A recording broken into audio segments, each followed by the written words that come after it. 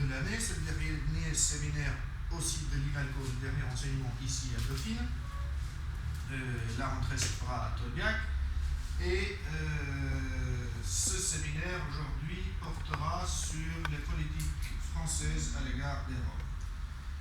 Quand on dit politique française à l'égard des Roms, il y a une contradiction dans les termes. Une contradiction dans les termes sur laquelle on reviendra au cours des développements. Et on arrivera à un peu à une conclusion qui ressemble à l'annonce, mais après une analyse qui permet d'y voir plus clair. Alors pourquoi cette conclusion ressemblera à l'annonce? Ce qu'on peut dire en guise d'introduction, c'est qu'en France, on ne reconnaît pas de minorité. En France, on ne reconnaît pas d'identité ethnique, et c'est une interprétation particulière du principe d'égalité qui est inscrit dans la Constitution française de 1958. Un principe qui est discutable dans ses interprétations et qui se discute entre juristes, entre constitutionnalistes. C'est celui le principe dit de l'indivisibilité. L'article 3 de la Constitution française dit que la France est une république indivisible. Alors, cette indivisibilité a été voulue à l'origine pour que la loi soit appliquée de la même manière sur tout le territoire. Donc le but de ce principe, à l'origine, c'est une application uniforme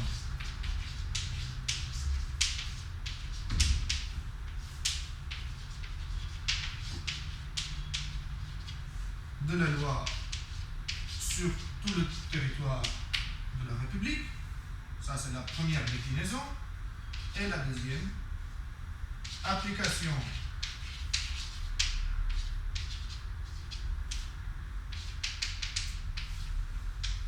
uniforme à toute la population.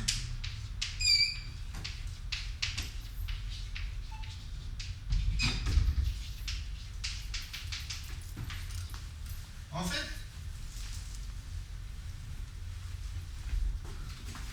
la deuxième déclinaison, l'application uniforme de la loi à toute la population, ça date de la Révolution française de 1789, où on a aboli les ordres.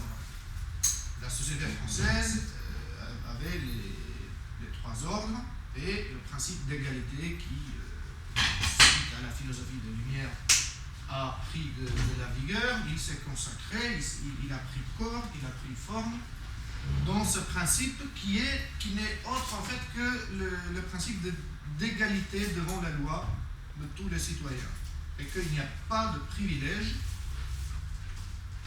qui serait lié au statut social. Donc il n'y a pas de justice de classe, de groupe social, il n'y a pas de corps social avec des droits particuliers. Les droits sont les mêmes pour tous. Et ça, c'est la deuxième déclinaison donc, du principe d'indivisibilité en ce qui concerne l'application du droit aux personnes, et surtout le principe d'indivisibilité concerne le territoire. La loi s'applique de la même manière, avec la même force, dans l'ensemble du territoire de la République, ce qui est, évitons le mot mensonge, mais qui ne correspond pas vraiment à la réalité, puisque la loi française n'est pas la même pour toutes les parties du territoire de la France. Il y a des droits spécifiques, notamment pour l'Alsace, par exemple. exemple, il y a des réglementations spécifiques pour certaines régions en France. Alors, au-delà de ces deux déclinaisons, ou plutôt une déformation de cette deuxième déclinaison, c'est que le mot uniforme, eh bien, on l'a repris pour la nation, qui devient, alors qu'au départ, la nation est une entité politique, basée sur la volonté des individus d'évoluer ensemble, eh bien, on ethnicise la nation en France et la conception française en matière d'égalité, c'est une conception de uniformité. On ne reconnaît pas de spécificité culturelle, linguistique, historique à personne en France, que ce soit individuellement ou, pire encore, collectivement.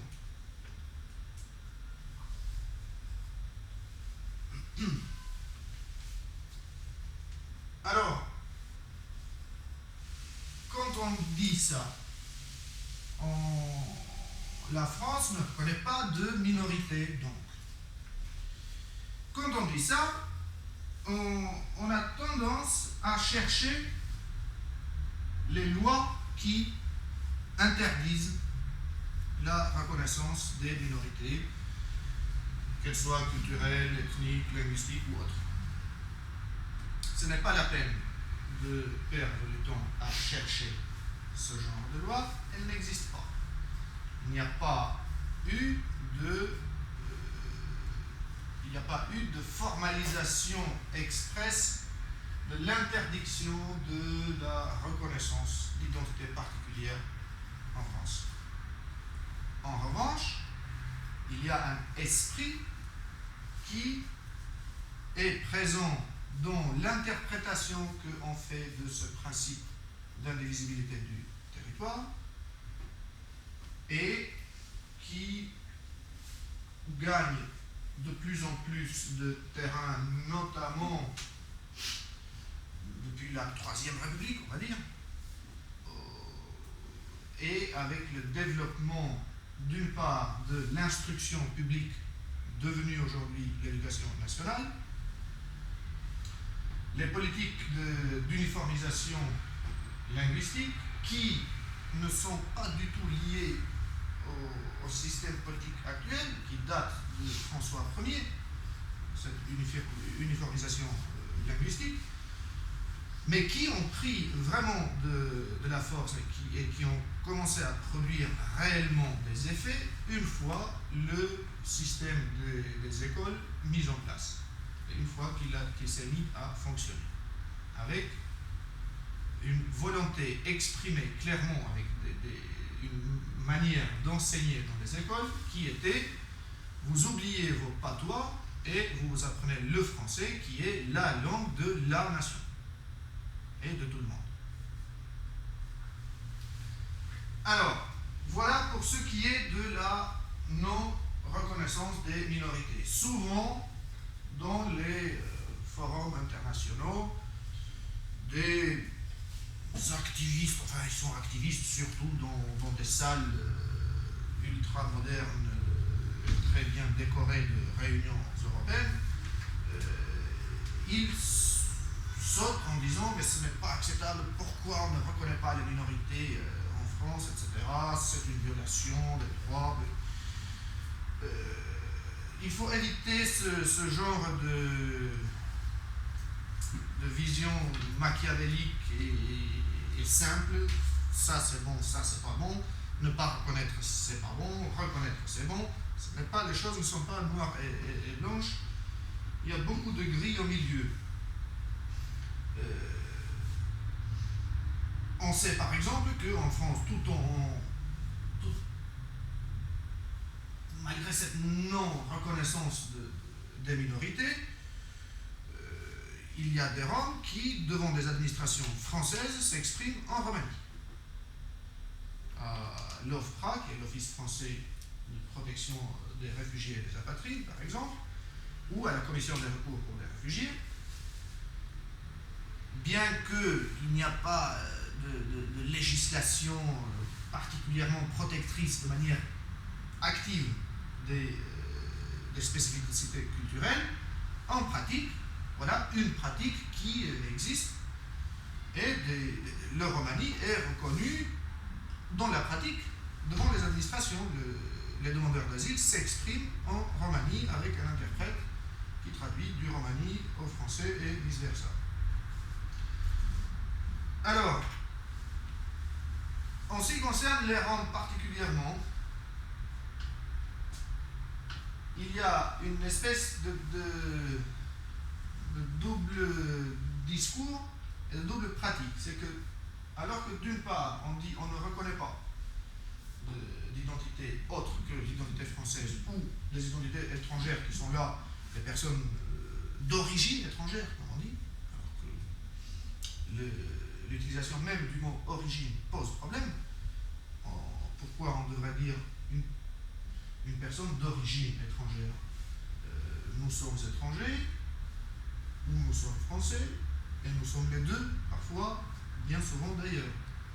Mais il y a cette non-reconnaissance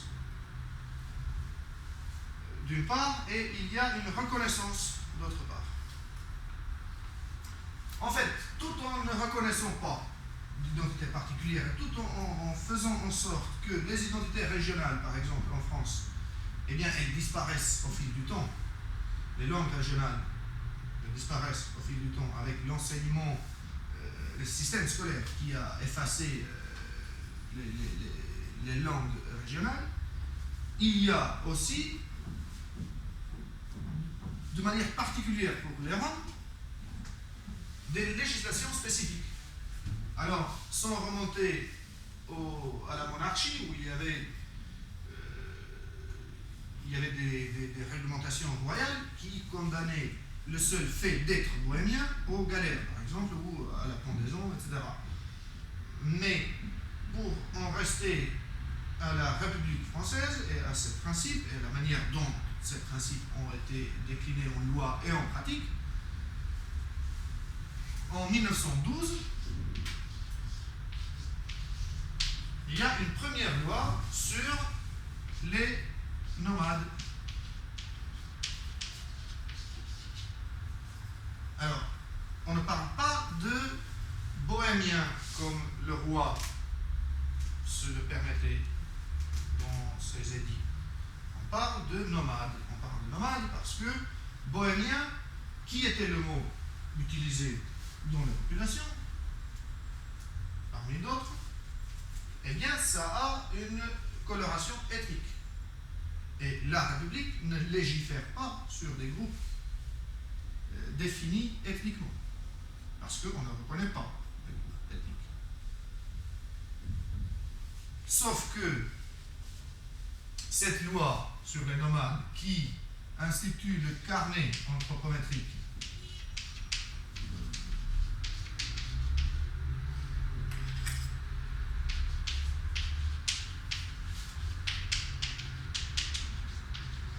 du nomade,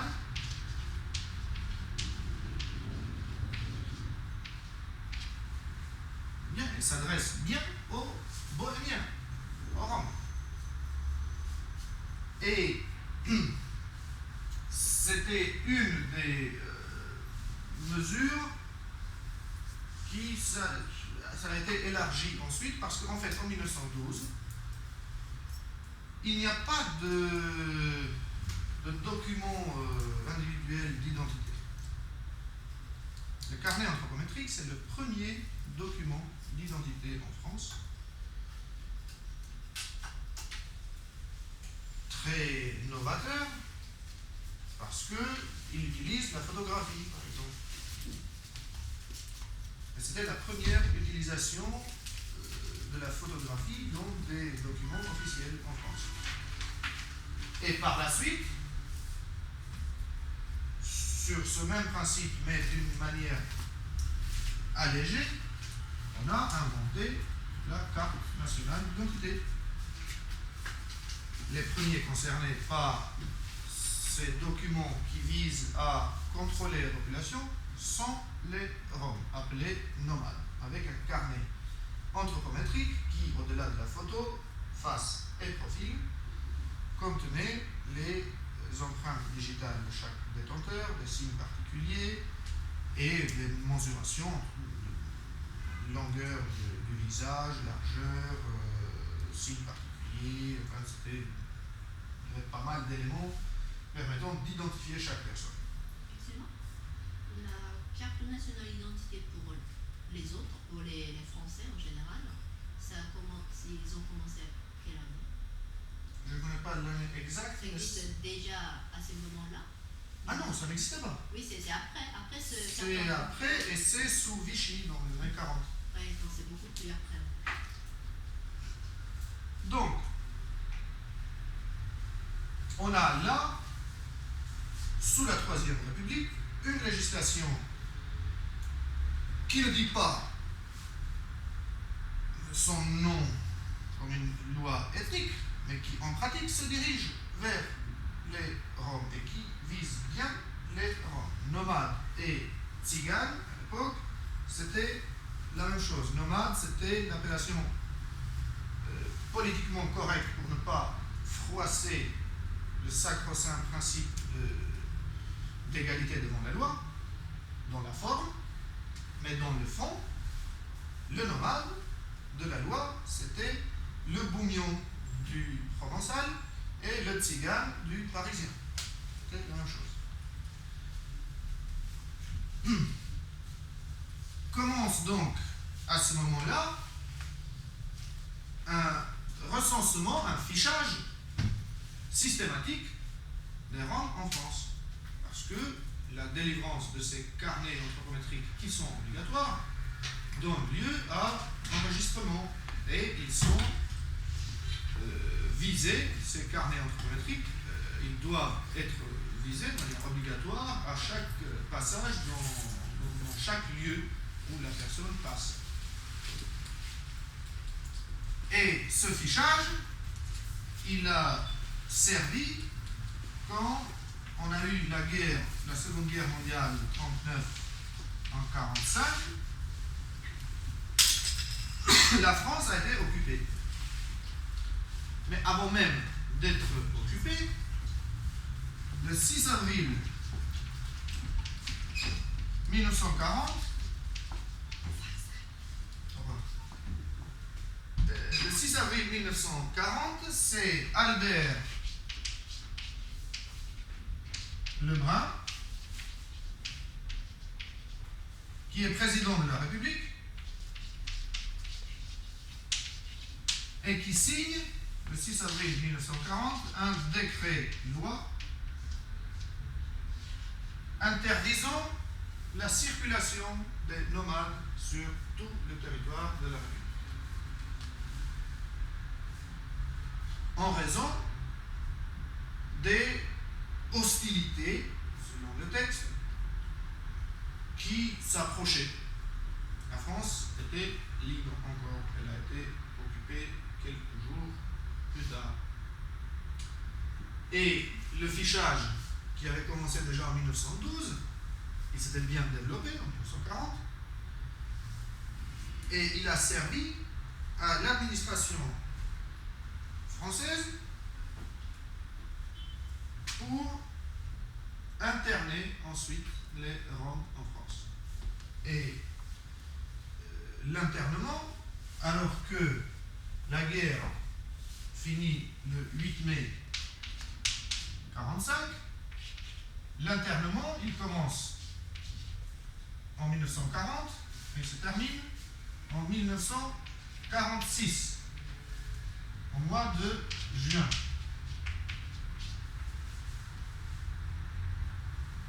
Donc ça, c'est encore de la pratique française à l'égard des Roms.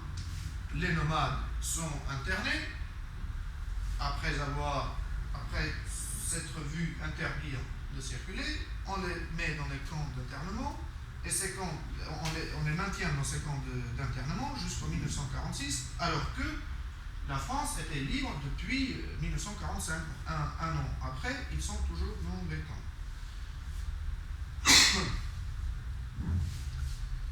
Et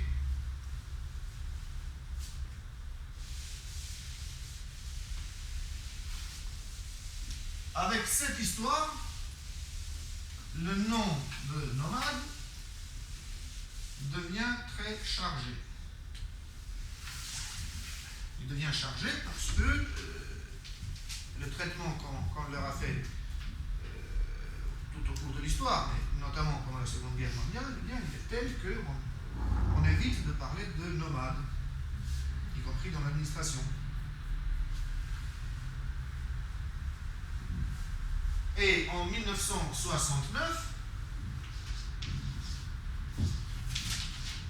une autre loi est votée sur les activités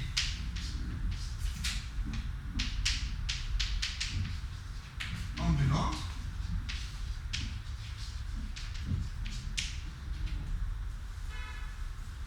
Loi parfaitement neutre si on voit l'intitulé. Ça concerne les activités ambulantes. Sauf qu'elles visent particulièrement les Roms, en fait. Et à partir de cette loi, se met en place un nouveau vocabulaire, un nouveau dispositif, de nouveaux outils de contrôle et de recensement. Et on ne parle plus de nomades, on parle de gens du voyage.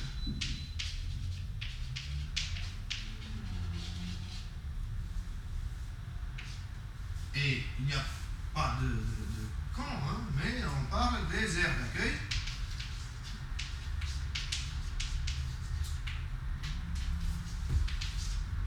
Des aires d'accueil pour les gens du voyage, qui commencent quelques années plus tard avec le décret d'application. C'est quelque chose de bien étrange et quelque chose qu'on a du mal à expliquer à des étrangers. En fait, ce n'est pas une question de vocabulaire, c'est une question de concept. Gens du voyage, je disais d'ailleurs à l'ambassadeur de France au Conseil de l'Europe, gens du voyage, c'est un concept franco-français dont le rayonnement international n'a jamais franchi la frontière de la Belgique francophone. Et ça, c'était parce qu'il avait préparé un discours que j'étais censé traduire, où il commençait par les gens du voyage en Europe, etc. etc. Il dit, non, désolé, les gens du voyage en Europe, il n'y a pas de gens du voyage en Europe, il y en a en France. Comme il y a eu un nuage de Tchernobyl partout, sauf en France, ben là, il y a des gens du voyage en France, sauf ailleurs. Et les aires d'accueil pour les gens du voyage, encore, aires d'accueil, c'est un concept impossible à traduire. En anglais, il existe des dispositifs de ce genre, à peu près. Ça s'appelle Caravans Site, de manière tout à fait neutre. Un site, Caravans Site. Un site pour des caravanes. Voilà. Aire d'accueil, d'ailleurs, c'est intéressant de voir le vocabulaire parce que accueil. On accueille chez soi quelqu'un qui n'est pas de chez soi. On accueille des amis à la maison. On accueille des étrangers en France. En l'occurrence, on accueille qui accueille et qui est accueilli. On a affaire à des personnes qui sont en France depuis le début du XVe siècle, si on s'en tient aux preuves écrites de leur présence. Et donc, il y a la réalité telle qu'elle existe, puis il y a la réalité, enfin, il y a la réalité formelle sur le papier, de l'administration, des médias, etc. Et on a ce schéma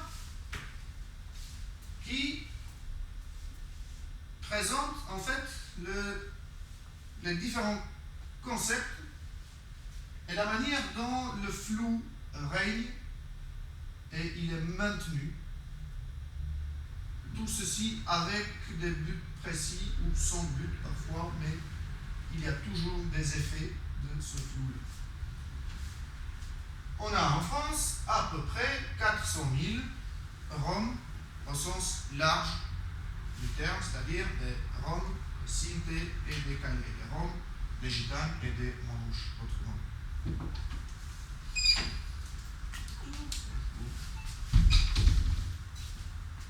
Alors, c'est le grand cercle noir, les 400 000 Roms au sens large du terme. Ensuite, ce groupe-là, il a été constitué, comme je disais tout à l'heure, les premières preuves début du XVe siècle. Le plus gros, donc, ça arrive entre 1419 et 1912. Entre 1419 et 1912, des Roms arrivent en France à des moments divers et de provenance aussi diverses.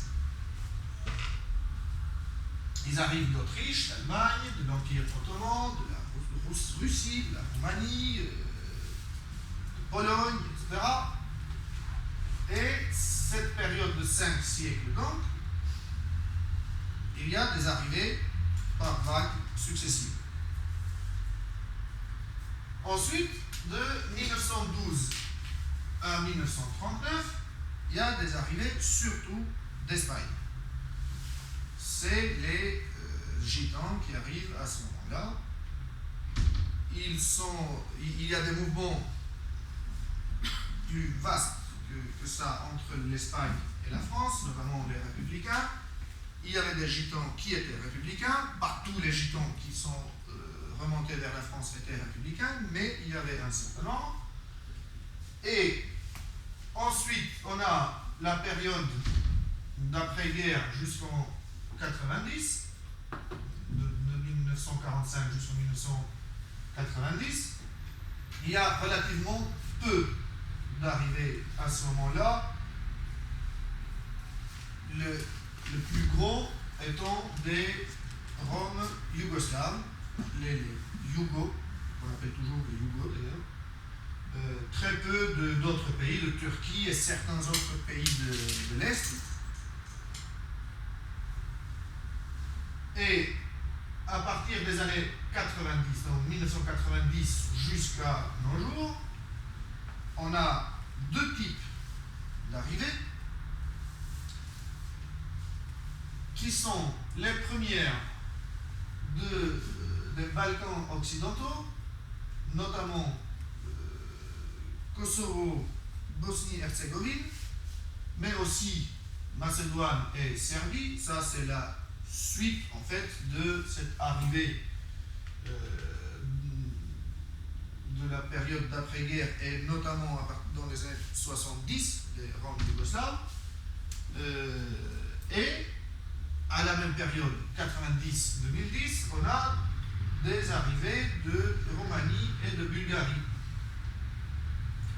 Alors, vous avez ce cercle avec cette petite partie qui est à part. Enfin, qui est à part. Elle n'est pas tout à fait à part, mais c'est pour vous donner un ordre de grandeur. Parmi les Roms qui viennent de Roumanie et de Bulgarie, une partie s'intègre dans le paysage.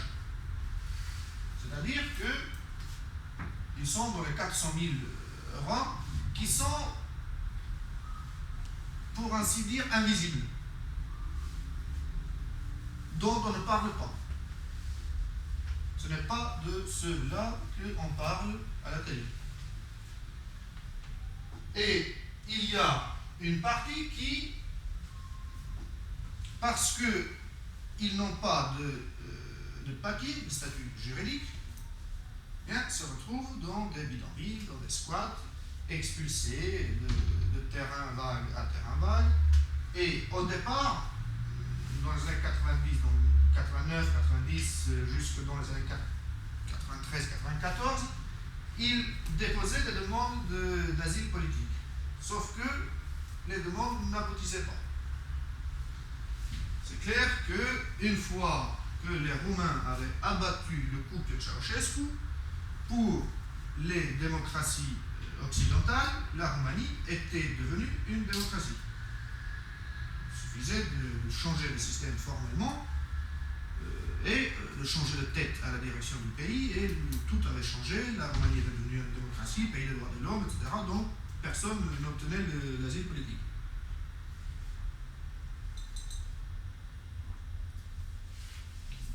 Et ce n'était certainement pas les pogroms dans certains villages de Roumanie, comme celui de Hadarin, qui est le plus connu, qui allaient ébranler la conviction ferme des pays occidentaux en ce qui concernait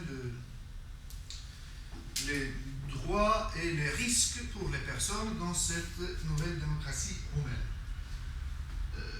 Donc, il vient un moment où ils arrêtent même de déposer des demandes.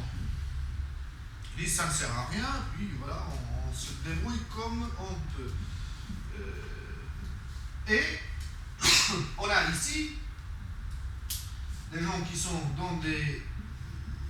sur des terrains vagues, dans des baraques qu'ils construisent eux-mêmes. D'abord, c'était des caravanes, et de plus en plus, ça a été remplacé par des cabanes autoconstruites avec des matériaux de récupération, des planches. Et c'est ce qu'on appelle les plazzo en Roumanie, c'est des terrains en fait. C'est surtout des Roumains et un certain nombre de Roms bulgares qui deviennent comme ça visibles, sur lesquels on met les projecteurs. En tout cas, l'ensemble n'allons pas au-delà de 10 à 15 000 maximum sur tout le territoire français.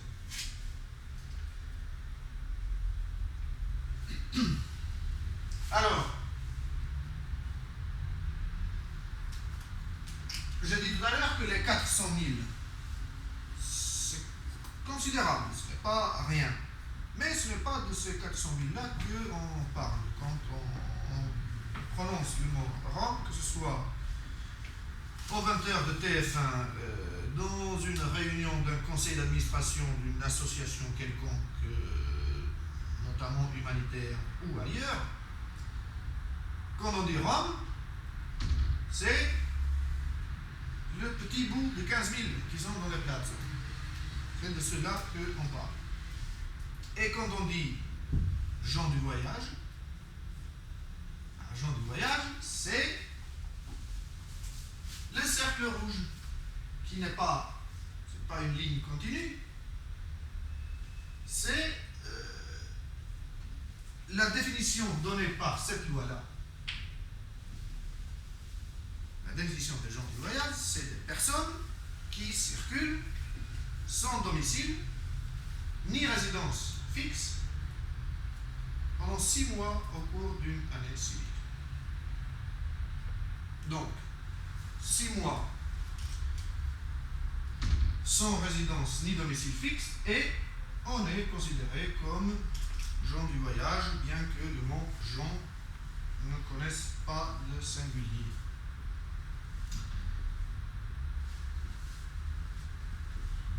Les gens du voyage, selon cette définition-là, eh bien, c'est des bateliers, des gens qui, pour des raisons diverses, ont choisi ou ont été poussés à habiter de manière itinérante, de manière mobile. C'est une partie des 400 000 Roms, une petite partie, et c'est une petite partie encore des Yémiches qui sont une entité historique à part, d'origine germanique, qu'on trouve en France, en Suisse et en Allemagne, surtout en Suisse, et qui, pour certains seulement, voyagent. Donc, voilà les gens du voyage. Et on a le lien entre la présence et la représentation médiatique des Roms ou des gens du voyage, les liens qu'on fait entre les deux et qu'il n'y a aucune raison de faire, et puis le traitement politique de questions, comme on dit, comme eux ils disent en fait, Roms ou des gens du voyage.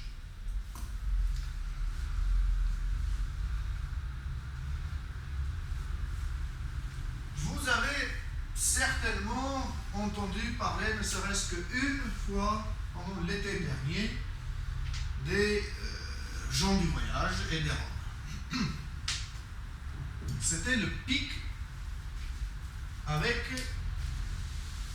un incident qui a eu lieu dans un village qui s'appelle Saint-Aignan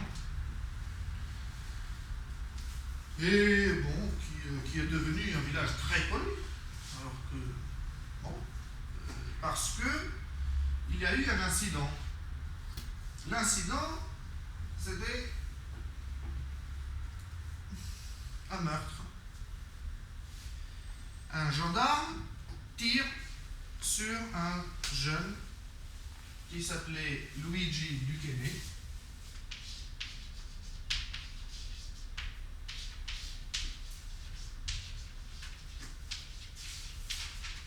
Il avait 21 ans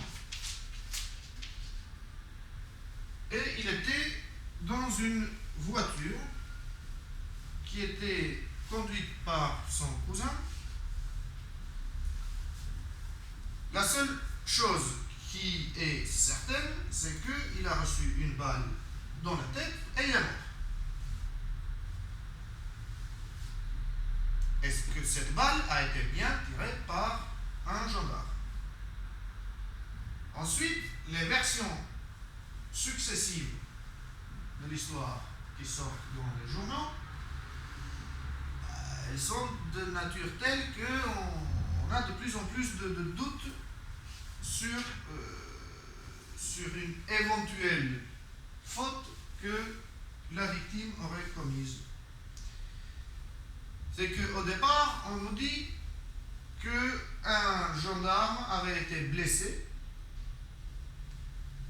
au cours de l'opération, qu'ils avaient tenté d'arrêter le véhicule ne s'étant pas arrêté, un gendarme se trouvait sur le capot de la voiture, qui a roulé encore 500 mètres, un véhicule en fuite avec un gendarme accroché dessus, et le gendarme tombe à un virage, mais ne se blesse que très légèrement. Deuxième version, il ne s'était pas blessé du tout lorsqu'il est tombé de ce véhicule qui était en fuite et qui l'emportait depuis 500 mètres. Donc c'est très... Bon, on a tous vu des films d'action, le scénario paraît un peu étrange. Puis on parle de refus d'obtempérer, évidemment, puis on parle d'un vol de 20 € qu'il aurait commis juste avant. Un distributeur de billets, il aurait volé 20 € à quelqu'un qui retirait de l'argent. Alors, est-ce qu'un vol de 20 € justifie qu'on se livre à de telles actions avec des gendarmes qui sont armés? Le risque est trop gros. Toujours est-il que la victime dans cette affaire s'appelle bien Luigi Duquesne, qu'il est civil, ce n'est pas un gendarme donc qui est victime, et les Duquesne habite à Saint-Aignan depuis environ 30 ans.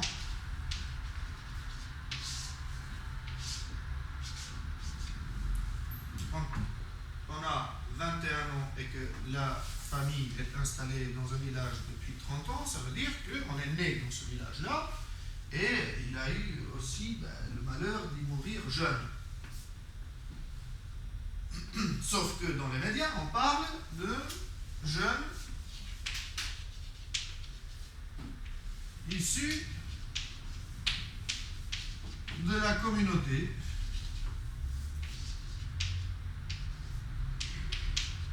des gens du voyage. Donc, c'est fait. Alors, gens du voyage, domicile familial stable depuis 30 ans, domicile dans lequel la victime est née. Mais il est catégorisé gens du voyage. Alors, on se renseigne sur la famille et puis on apprend que on dit qu'ils sont gitans, mais en fait c'est plus une sorte d'insulte des autres qui les traitent de gitans qu'une vraie identité gitane. Rien de particulièrement gitan. Et puis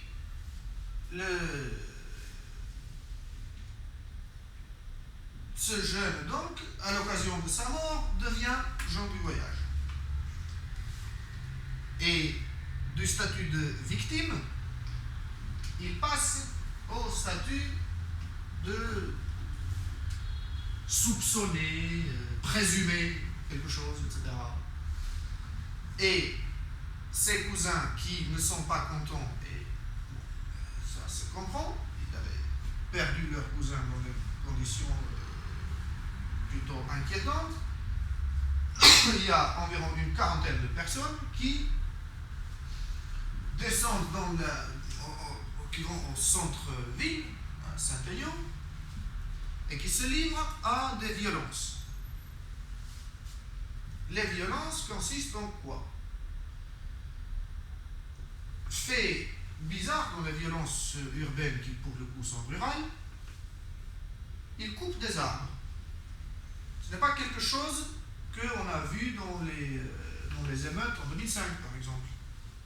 Il y avait des voitures brûlées, il y avait pas, les jeunes n'allaient pas couper des arbres. Là, ils prennent des tronçonneuses et ils tranchent des arbres qui tombent. Puis ils brûlent aussi 3 voitures. Rapport de public, ça, hein, la presse a relayé ça. Ils brûlent 3 voitures, ils cassent du matériel dans la mairie, ils entrent dans la mairie, ils cassent des choses. Et acte terroriste, mais très symbolique, ils vont devant la gendarmerie et ils arrachent les lettres de l'ancienne gendarmerie. Et il y a des images qui montrent ça avec des pelles. Ils ont levé les lettres gendarmerie.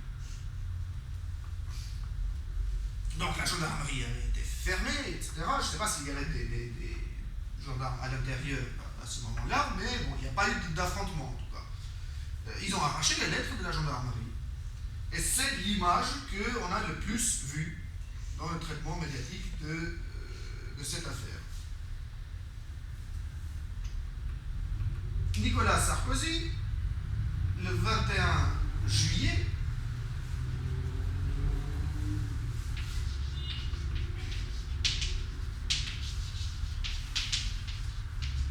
il fait une déclaration à l'issue du Conseil des ministres, ou juste avant le Conseil des ministres, où il dit « Je vais réunir dès la semaine prochaine, le 28, une réunion avec les ministres concernés, c'est-à-dire le 28, il y a encore un Conseil des ministres pour toutes les semaines, mais là, ce serait une réunion restreinte avec certains ministres seulement, en raison des violences de Saint-Aignan et pour trouver des solutions pour les comportements, les problèmes que posent les comportements de certains parmi les Roms et les gens du voyage. Donc les comportements de certains, là il prend des précautions.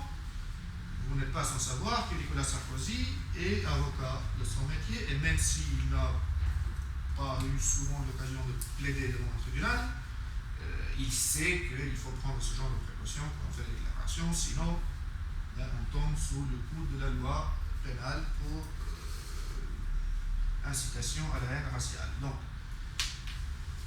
les comportements de certains parmi les Roms et les gens du voyage. Revenons au début.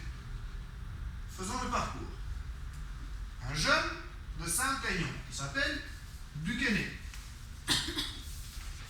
On lui tire dessus, il meurt.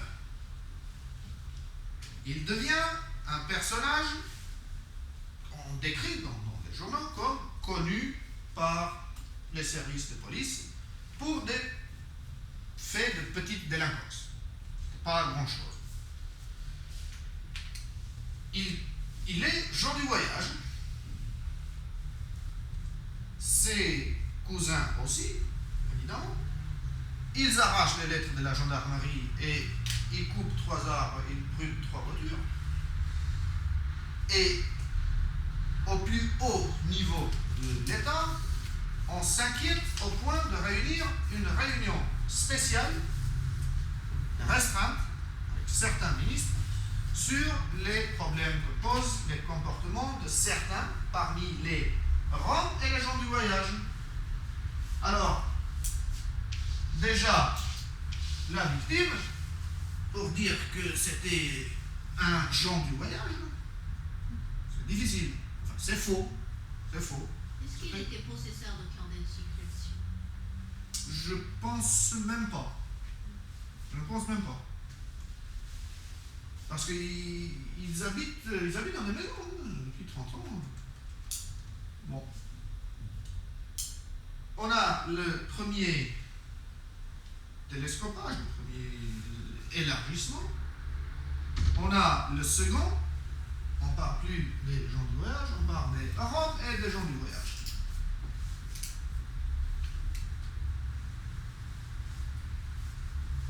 Le 28 juillet, réunion au sommet autour du président Nicolas Sarkozy avec Brice Hortefeux, ministre de l'Intérieur,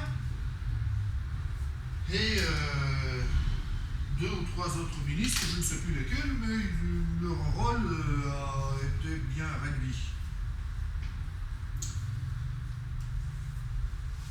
Et on annonce à l'issue de cette réunion une série de mesures. Il y avait 5 mesures pour faire face aux problèmes que posent les comportements de certains parmi les Roms et les gens du voyage. Alors les 5 mesures, en même temps qu'il y avait la réunion à l'Élysée, il y avait une conférence de presse à la Chope des Puces, qui est un restaurant, qui est le restaurant où Django Reinhardt jouait, et qui existe toujours, donc plutôt des Puces de Saint-Ouen. Et il y avait une conférence de différentes associations, Roms, Gitanes, Manouches. C'était excellent parce que c'est très rare en fait qu'on ait la parole devant des caméras, devant des journalistes. Là, la salle était bien pleine, il y avait des caméras partout, on était harcelés par tous les journalistes de France et de Navarre. Et on attendait la fin de la réunion. Après avoir répondu nous-mêmes aux questions des journalistes, on attendait la fin de la réunion et les journalistes sont revenus pour demander leur réaction sur ces mesures. C'était des non-mesures. Il n'y avait pas de vraies mesures. En fait,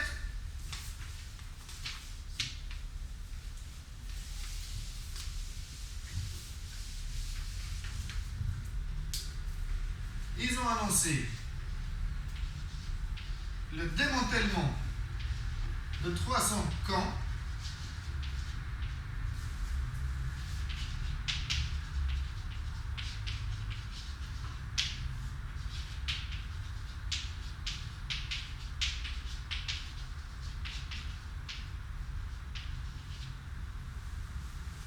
et c'est très intéressant. Ils disent la moitié des camps seront détruits d'ici à l'automne. C'est-à-dire environ 300. Bon, là, qu'ils aient des chiffres, c'est normal, la police travaille, ils savent ce qui se passe, où, quand, comment, etc. Donc, ils savaient qu'en France, il y avait à peu près 600 campements de Roms, et on va en démanteler 300 d'entre eux. C'est intéressant de voir le vocabulaire utilisé.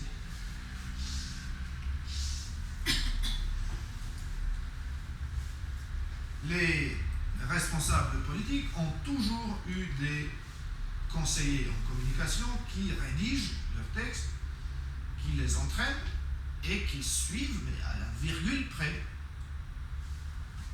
Et je ne pense pas que dans la bouche de M. Hortefeux, ces deux mots-là soient dus à la seconde où il les a prononcés. Quand c'est un mot qui est évité depuis toujours, depuis que les Platzuli existent. Tous ceux qui, d'une manière ou d'une autre, s'approchent des Roms qui habitent dans les bidonvilles, tous ceux qui ont un contact, soit directement avec les Roms, soit avec les autres qui ont un contact avec les Roms, savent dès le départ qu'il faut éviter le mot camp. Parce que camp, ça renvoie au camp d'internement pendant la Seconde Guerre mondiale et au camp d'extermination où des centaines de milliers de Roms ont péri. Le génocide a fait 500 000 victimes roms. Donc on évite le mot camp, on dit terrain ou on dit campement. Alors là, il dit camp illicite.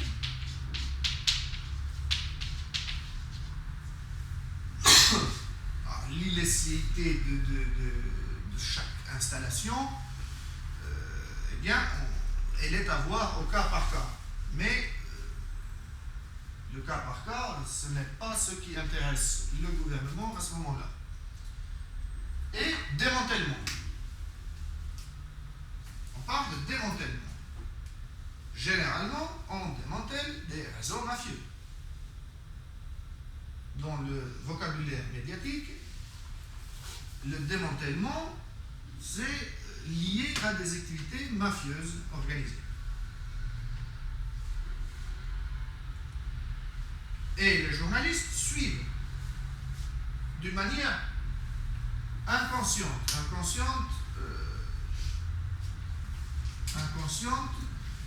je dis le mot inconsciente, à la fois sans coloration, sans connotation, et avec connotation. Inconsciente aussi dans le sens de un peu irresponsable, à mon sens, parce que, mais bon, ce n'est pas la première fois. Les abus de langage dans les médias, c'est quelque chose qui... voilà, c'est plutôt la règle des abus de langage dans les médias.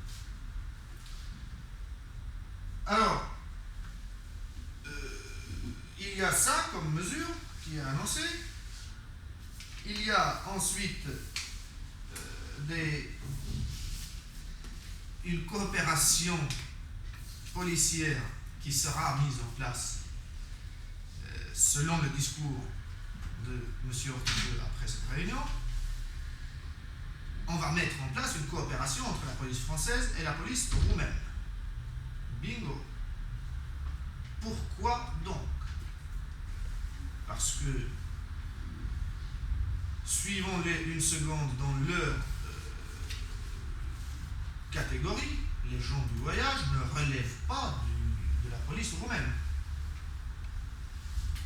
Donc là, on vise les 10 000. Sauf qu'au départ, la déclaration, c'est les Roms et les gens du voyage. Alors, est-ce qu'il y a la coopération de police entre France et la Bulgarie? non, parce que la Bulgarie n'a pas envie. La Bulgarie est un pays... Enfin, pas la Bulgarie, le gouvernement bulgare a eu une attitude assez distante, en fait. C'est pas comme la Roumanie. Ce n'est pas comme la Roumanie. Et puis, bon, numériquement, il y a moins de Bulgares que de Roumains. Mais bon, même les Roumains, c'est pas aussi nombreux. En fait, derrière tout ça, il y a d'autres enjeux, et je pourrais vous en parler mais tout à la fin. Alors, le ministre de l'Intérieur annonce ça comme une mesure nouvelle. Une coopération entre police française et roumaine. Or, il se trouve que depuis au moins 2005, cette coopération, elle est en place. Il y a des échanges de policiers entre Bucarest et Paris. Il y a des policiers roumains qui travaillent dans les grandes villes françaises, Paris et Lyon, je crois. Et il y a des policiers français qui travaillent en Roumanie avec leurs collègues roumains. Qu'est-ce que cette coopération a amené comme résultat au bout de 5 ans, là, en 2010? Rien. Rien, strictement rien. Est-ce que ça veut dire qu'il n'y a pas de délinquance? Non. Mais ça veut dire que les moyens mis en place dépassent de très loin les besoins réels de lutte contre cette délinquance qui serait internationale entre la Roumanie et la France. Je veux dire, quand on vole 2 vélos à Paris pour les revendre à Bucarest, franchement, les dégâts ne sont pas de la même ampleur que les coûts pour l'État de mettre en place une coopération policière entre Paris et Bucarest. Et puis, jusqu'ici, donc, le démantèlement des camps et la coopération policière, ça concerne les Roumains, les étrangers. Alors que l'incident de départ concernait un gendarme français qui a tué un citoyen français. Extrapolation. Et puis, on n'oublie pas quand même qu'on a aussi les tziganes français qui, eux aussi, posent problème. Donc, on annonce aussi des groupes de travail, des groupes d'intervention mixtes avec des policiers, des contrôleurs fiscaux, etc. Parce que nos concitoyens ne comprennent pas que des gens qui déclarent vivre du RMI circulent dans des voitures de grosse cylindrée. C'est le ministre de l'Intérieur qui parle. Eh bien, c'est comme ça. Il parle comme n'importe quel gars parlerait au café de commerce. Les contrôles fiscaux, pourquoi pas? Mais on est quand même en pleine affaire Bettencourt. On est en pleine affaire Bettencourt. Et d'ailleurs, c'était mon analyse dès le début, le 21 juillet 2010, j'ai été réveillé par un coup de fil d'un journaliste qui me demandait qu'est-ce que je pensais de la déclaration de Nicolas Sarkozy. Je dis, mais de quoi vous me parlez? C'était il y a juste quelques minutes. Il a dit, ah mais écoutez monsieur, voilà, le président a fait une déclaration sur les Roms et les gens du voyage, donc prenez-en connaissance, puis je vous rappelle un peu plus tard. Donc je vais chercher sur internet, je trouve de quoi il s'agissait, et je me suis dit, d'accord, c'est simple. il y a un problème grave, un problème financier grave, il y a des affaires financières graves, et il faut tirer sur les gitans pour que l'opinion publique en fait se tourne vers autre chose. Alors, les contrôles fiscaux, on dit souvent, des responsables irresponsables disent que il faut contrôler parce que ce n'est pas normal, etc. Mais en France, en tant qu'étranger, tout au plus, on est obligé de se signaler à l'administration une fois par an. C'est-à-dire qu'on est étranger en situation régulière, on a une carte de séjour d'1 an, et tous les ans, il faut aller à la préfecture, fournir un certain nombre de pièces pour avoir une nouvelle carte de séjour d'1 an. Une fois par an. Quand on est gens du voyage et qu'on a le carnet, parce que les gens du voyage, qui sont les enfants et les petits-enfants des nomades, ils n'ont pas de carnet anthropométrique. Donc on dit souvent que les gens du voyage, ils gagnent le RMI officiellement, mais ils circulent en grosse voiture et ils échappent à toute espèce de contrôle, etc. Un étranger en France, il doit se présenter, s'annoncer, se signaler à l'administration une fois par an pour le renouvellement de sa carte de séjour. Ou si on est résident, une fois tous les 10 ans. Les gens du voyage, eux, ils ont droit au carnet de circulation, ou plutôt ils ont l'obligation d'en détenir un à partir de 16 ans.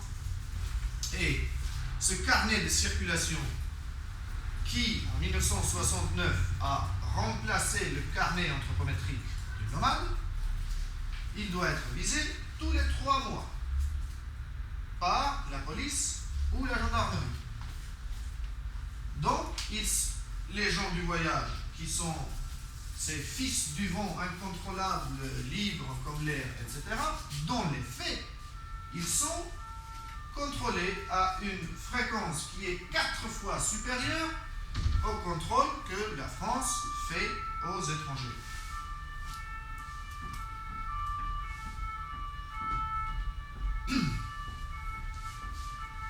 Alors, ça c'est la politique répressive qui finalement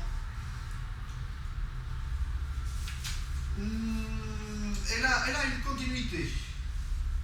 Il y a une continuité de cette politique répressive depuis des décennies et des décennies. Quand on annonce le démantèlement des 300 camps pendant l'été, alors il n'y a pas eu plus d'expulsions de terrains de cabanes et de bidonvilles en été 2010 qu'en été 2009-2008. En fait, tout ceci était un effet d'annonce parce qu'il y avait un besoin à ce moment-là de parler de ça de la part du gouvernement. Il l'a fait. La répression, elle est continue et l'intensité, elle change très peu, rarement et très peu.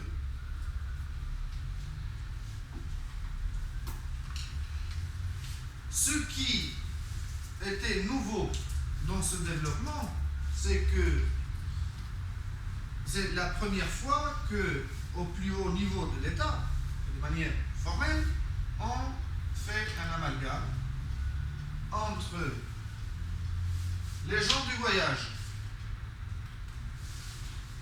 cette partie floue-là, qui est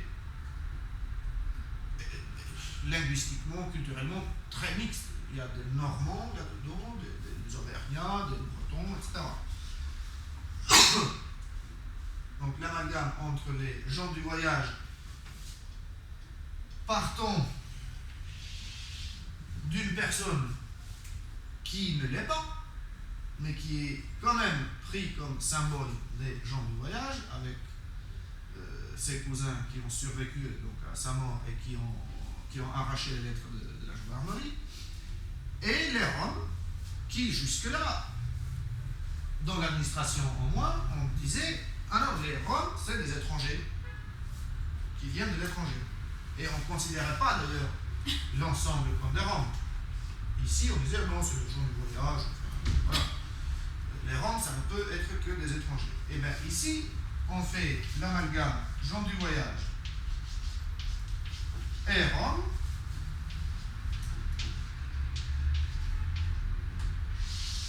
pour une politique répressive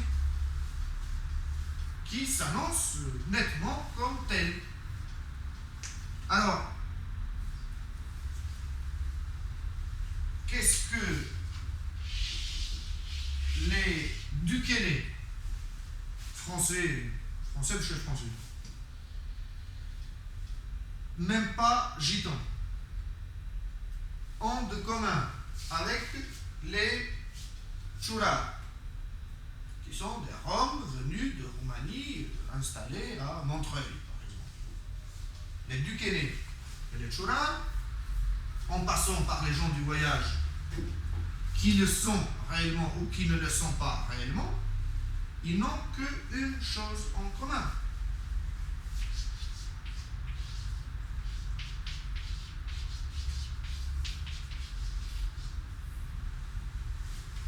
Sont ce que les nazis appelaient Tzigeuner. Tzigeuner, dont Tzigane est un équivalent peut-être imparfait d'ailleurs, eh bien c'est une identification par l'extérieur et erronée, mais dont le but n'est pas d'identifier clairement, le but est toujours autre chose. Là, en l'occurrence, c'est la répression des Tziganes. Et c'est le plan que le gouvernement français a annoncé à la suite de cette réunion d'état-major le 28 juillet 2010. Alors, non-reconnaissance, on a dit au début, il n'y a pas de Roms en France, pas plus que de nuages de Tchernobyl, mais il y a quand même des lois qui visent les Roms et il y a aussi des politiques et des plans de guerre, puisque Nicolas Sarkozy avait parlé de guerre.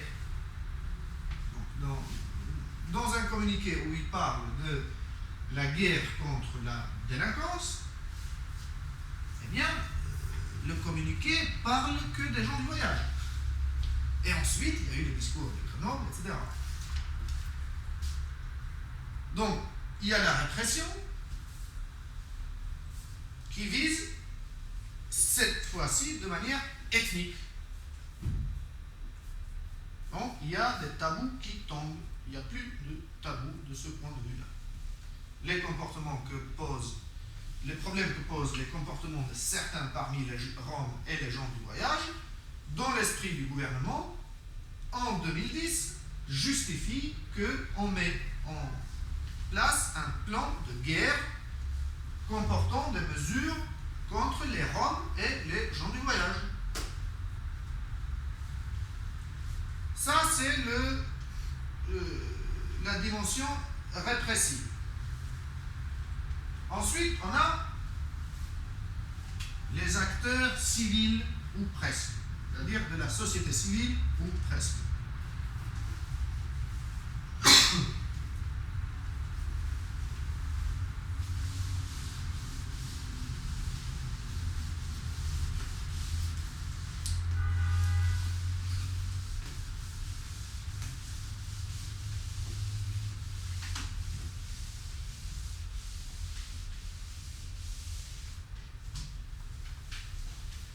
Jusqu'ici, on a parlé de ceux qui disent les Tziganes ou le Rome en frappe. Maintenant, on a ceux qui disent les Tziganes, oh là là, en Inde.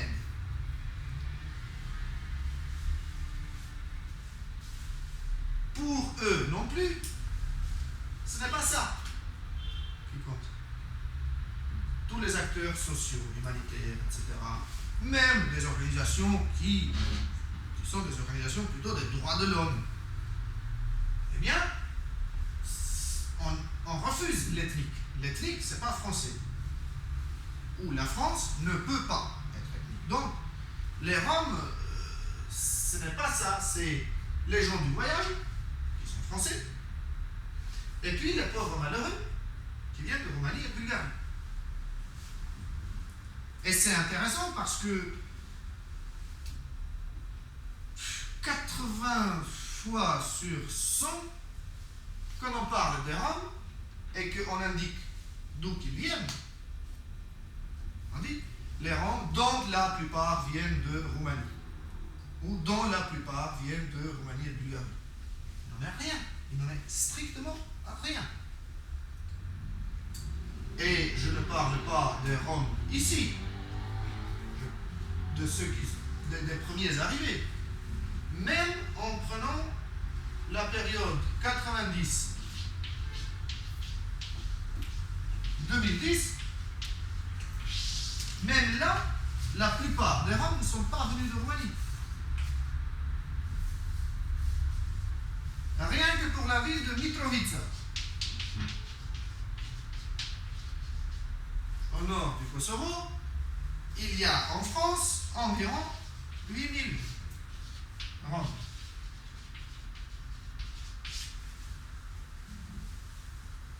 Environ 8000 Roms de Mitrovica seuls qui sont venus en France au moment de la guerre, en 99 et 2000. Alors que de toute la Roumanie, il y a 10 000. Alors, si on ajoute aux 8000 Roms de Mitrovica les 2-3 000 qui sont venus d'autres villes, de Felizai, de Pristina, etc., eh bien, rien que eux seuls, ils dépassent le nombre des Roms qui sont venus de Roumanie pendant la même période. Sauf que eux, ils sont dans le cercle ici. Ils ne sont pas dans le petit bout, là. Et donc, les médias. Vous savez, un journaliste, c'est un être étrange. Enfin, nous sommes tous étranges, de toute façon. Combien de fois, surtout cet été, j'ai eu des demandes de journalistes de les accompagner pour aller voir des Roms à Montreuil, à Saint-Denis, etc. Alors, au bout d'un moment, j'avais autre chose à faire aussi, donc je leur disais, mais allez-y. Ils ne voulaient pas y aller seuls. Ils ne voulaient pas y aller seuls. On ne va pas chez les Roms. On va chez quelqu'un qui connaît les Roms. Et très souvent, quand les journalistes font appel à moi, ils ne savent pas que je suis Rom. Il faut un intermédiaire. Il faut un intermédiaire. On ne va pas voir les Roms directement. Mais ça, je pense que c'est la même chose avec les jeunes des banlieues, qui s'appellent très rarement Vincent d'ailleurs. La plupart du temps, ils s'appellent Rachid. On va aller savoir pourquoi on parle des jeunes de banlieue, mais à chaque fois c'est Rachid, Mamadou, etc. Et pendant les émeutes, les journalistes étaient attaqués par les jeunes parce qu'ils ne voulaient pas parler aux journalistes. Ils ne voulaient pas de journalistes autour. En disant, vous venez que quand on commence à brûler des voitures. Et là, on ne veut pas parler à vous. Et puis il y a eu du Bandiblog, etc. Donc,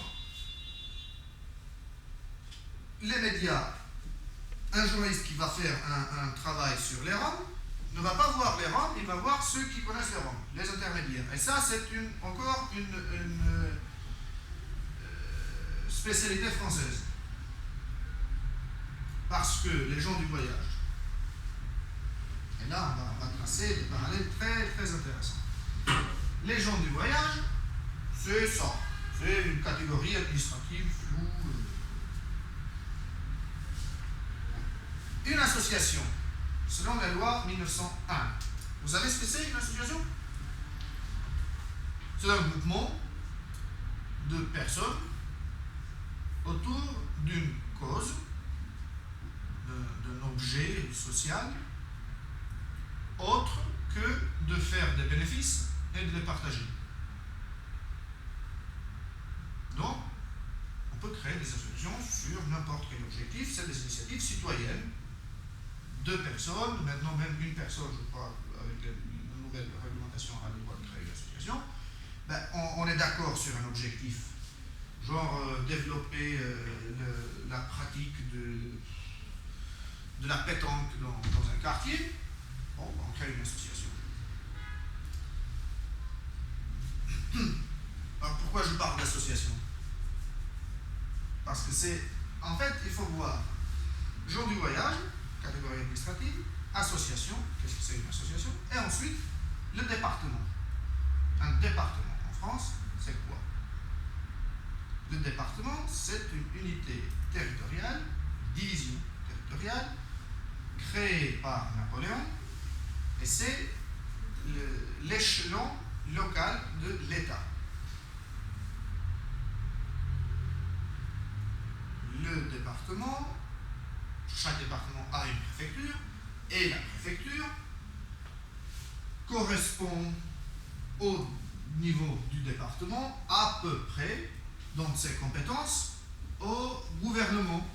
Comme le gouvernement a des compétences sur l'ensemble du territoire français, le département exerce ces mêmes compétences mais au niveau local, au niveau départemental. Eh bien, pour les gens du voyage, on a des associations départementales des gens du voyage.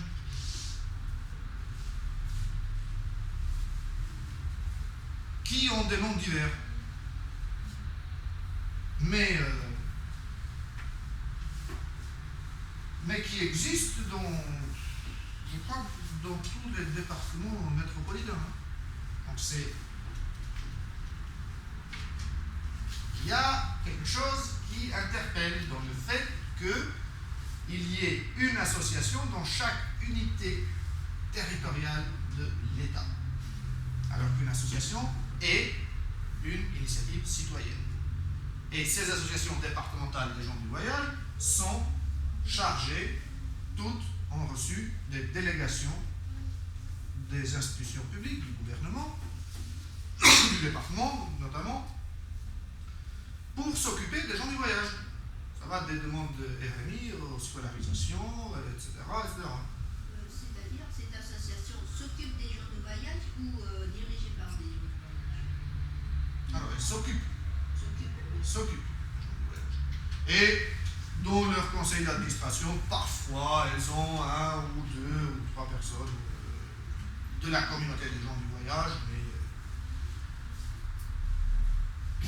Donc, les gentils, et là, maintenant on vient à la partie des gentils, pas ceux qui répriment, les tziganes, mais ceux qui les aident. C'était une parenthèse avec les associations départementales des gens du voyage pour que vous voyez qu'en France, il y a une tradition, en fait, et ça existe depuis les années 50, mais c'est développé surtout dans, allez, on va dire, début des années 70. Il y a une tradition d'intermédiaire entre le pouvoir et les tziganes. On appelle les gens du voyage ou autrement, on s'en fout, mais il y a un intermédiaire. Et cet intermédiaire, souvent, c'est un écran d'ailleurs. Mais c'est comme ça. Et les médias, les journalistes fonctionnent pareil. Il y a un intermédiaire. On ne va pas direct chez eux.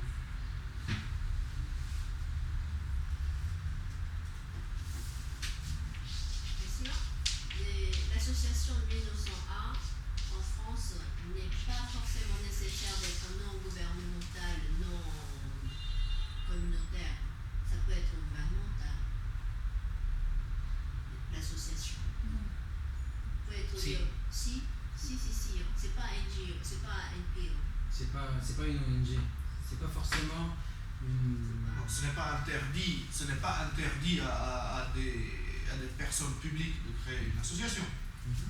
Ce n'est pas interdit. Mais les associations créées par des personnes publiques sont reconnues et reconnaissables en tant que telles. Mais ça peut être. Ça peut, oui. Oui, ça peut être. Ouais. Ça. Après, je ne pense pas que ce soit une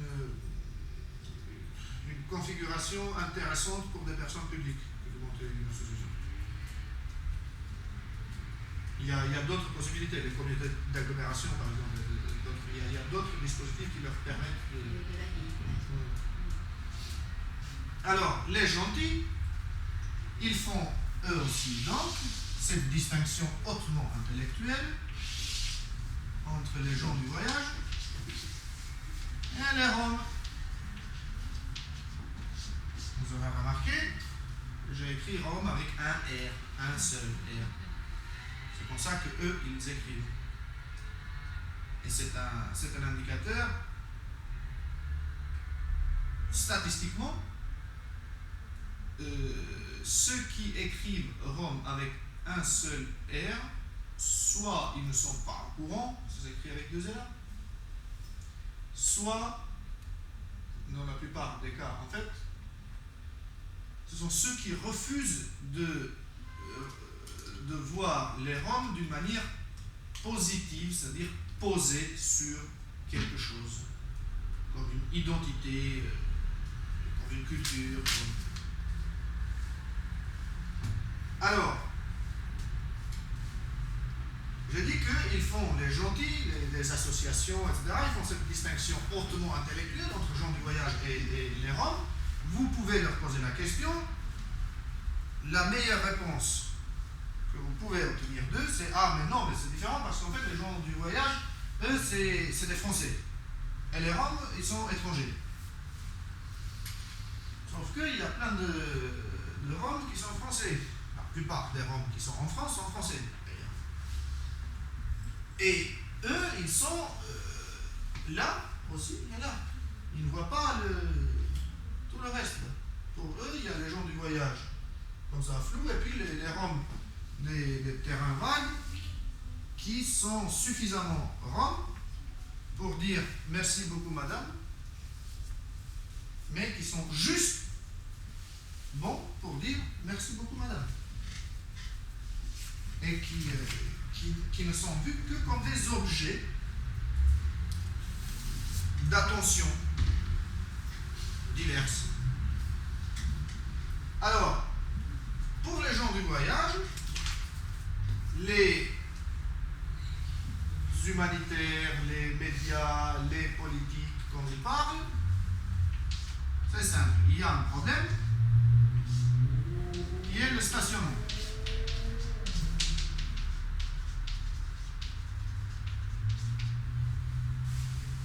Et il y a une solution qui est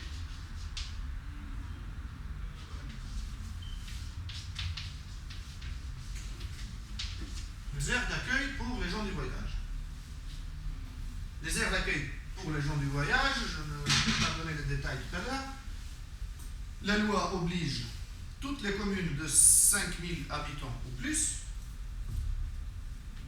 d'aménager une aire d'accueil pour les gens du voyage, c'est-à-dire des emplacements pour les caravanes avec de l'eau, des sanitaires et fournitures en électricité.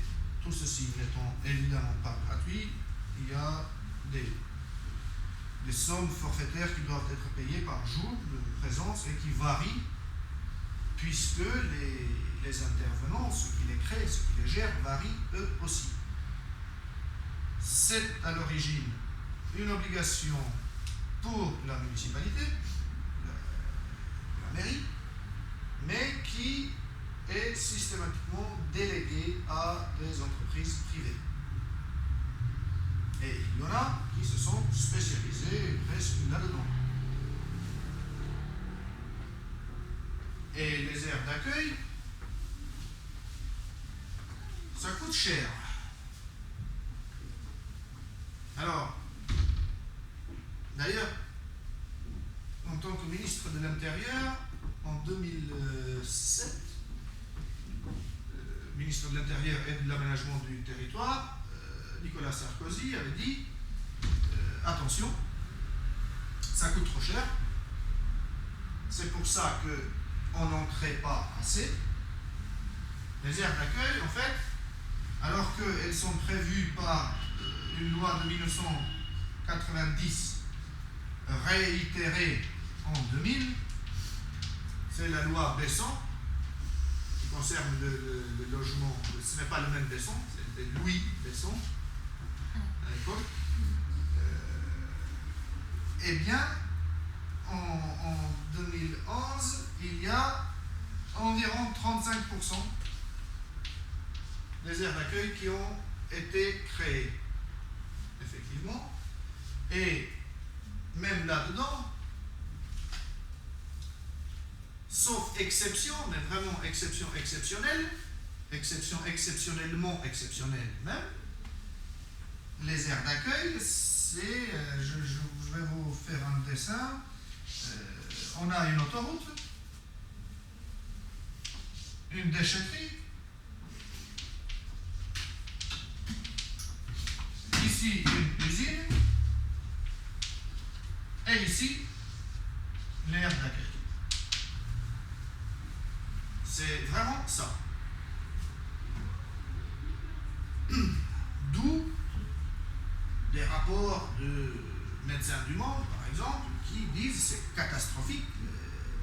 L'espérance de vie des gens du voyage en France, elle est de 20 ans inférieure à la moyenne nationale. Évidemment, quand on vit dans des conditions comme ça, ou alors ou, avec la pression de la police qui vient pour nous chasser, parce que les expulsions de terrain ne concernent pas que les Roumains, en fait, hein. Il y en a d'autres qui sont français depuis très longtemps, qui continuent à habiter dans des caravanes et qui sont expulsés, pas dans les mêmes formes, on va dire, par la police, mais les expulsions, ça reste toujours un stress. Est-ce que seuls les gens de voyage ont le droit de rester en accueil ou bien un vacancier peut camper là-bas, par exemple? Ben c'est, en principe, un vacancier ne peut pas. Puis en principe, un vacancier ne serait pas très tenté par la chose. Puis en principe,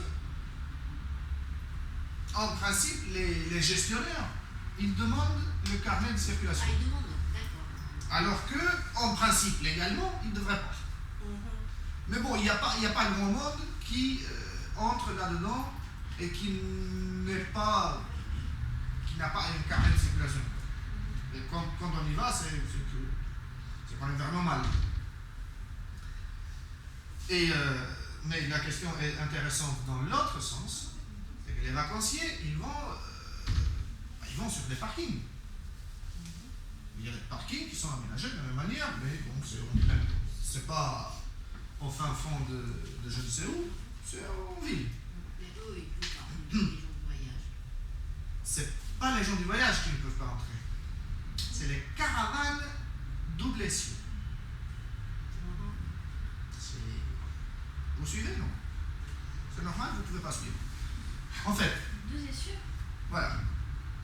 Les caravanes double essieu sont interdites des places de parking. C'est la réglementation.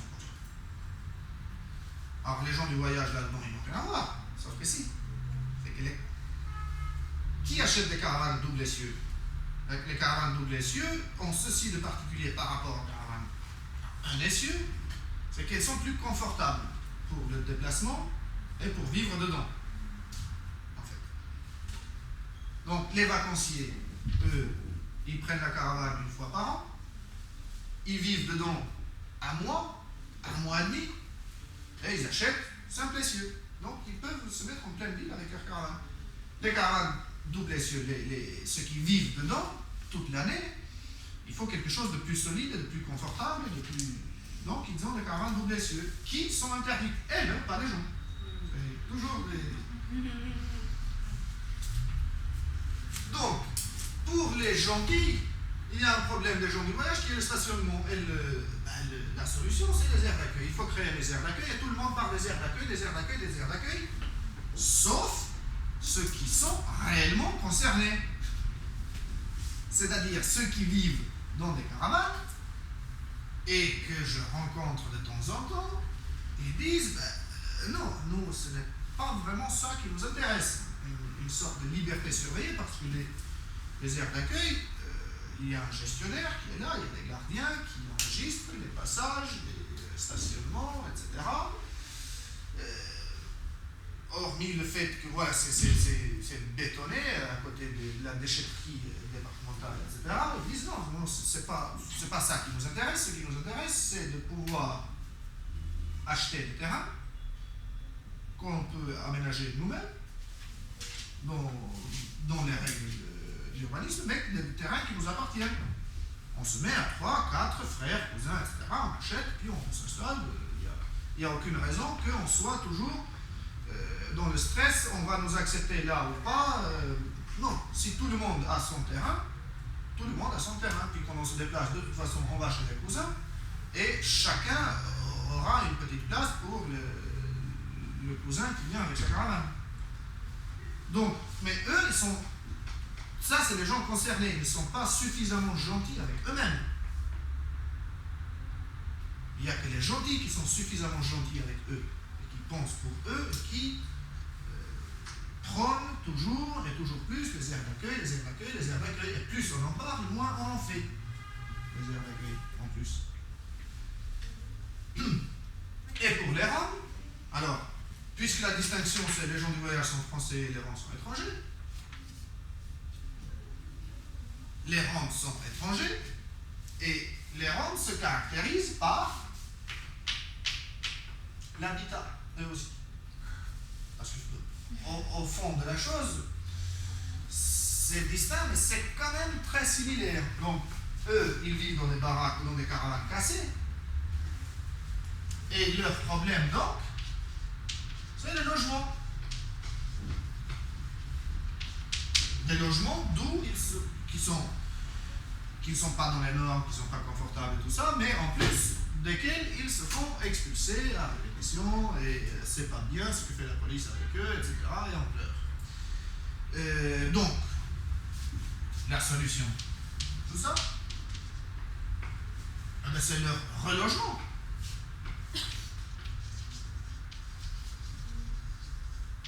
Leur relogement est dans des villages d'insertion. C'est des prisons là, Voilà. Les villages d'insertion, ce sont des maîtrises d'œuvres urbaines et sociales, MOUS pour plus intime.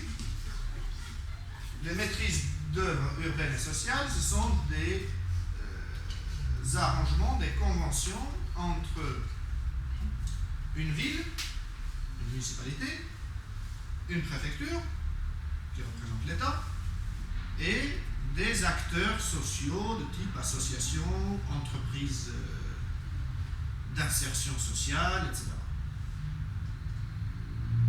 Et les villages d'insertion, on en a créé un certain nombre en Île-de-France, et pas que en Île-de-France, il y a aussi en province. Non, et ce sont des lieux où les gens sont enfermés. Après enquête sociale, d'abord, on s'assure qu'ils n'ont pas de casier judiciaire. Enfin, qu'ils ont un casier de judiciaire vierge. Ça, c'est une des conditions. On va quelque part. On dit, vous habitez dans un lieu qui ne vous appartient pas, vous allez être expulsé et tout ça, mais on ne va pas vous expulser tout sec. On va faire une enquête sociale pour choisir parmi vous ceux qui peuvent s'insérer en France. Les critères de sélection sont casier judiciaire vierge, ça c'est le critère qui est respecté, qui est vérifié. Connaissance du français, combien vous parlez français, capacité de trouver un travail, formation professionnelle préalable, etc. Scolarisation des enfants et voilà, grosso modo. Le seul critère auquel on tient vraiment et qui est vérifié à tous les coups, c'est le casier judiciaire. Si on a quelque chose dessus, ben, on n'est pas sélectionné. Le reste, on s'arrange, enfin il y a des numerus clausus.